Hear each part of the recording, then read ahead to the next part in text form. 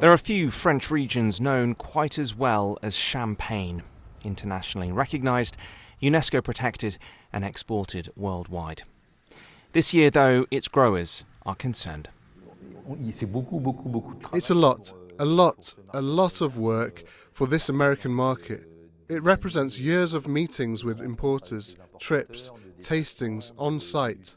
So obviously, it would be a shame for all this work to be undermined because there's a 15% tax applied today. Donald Trump's tariffs are confounding exporters and economies across the world, all of them rushing to respond to policies that may yet change. 15% is better than 30%. Then again, 15% is a lot compared to what we had today. We still hope, as apparently there will be further negotiations in the fall. The EU had responded until this week when it suspended retaliatory tariffs after a deal last month reduced the US levy on Europe from 30 to 15%. Some in the continent believe the worst may have been avoided.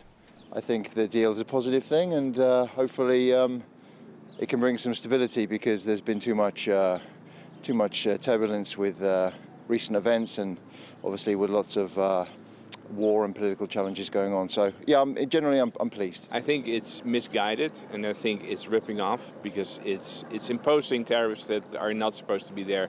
I'm all for free trade. But not everyone is happy. I'm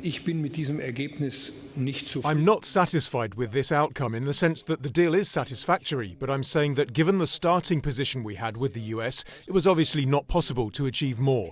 Basically, this means that the German economy will suffer considerable damage as a result of these tariffs. Some have also had it worse than Europe. Switzerland is scrambling to respond to a huge 39% tariff due to be imposed on Swiss exports like luxury watches.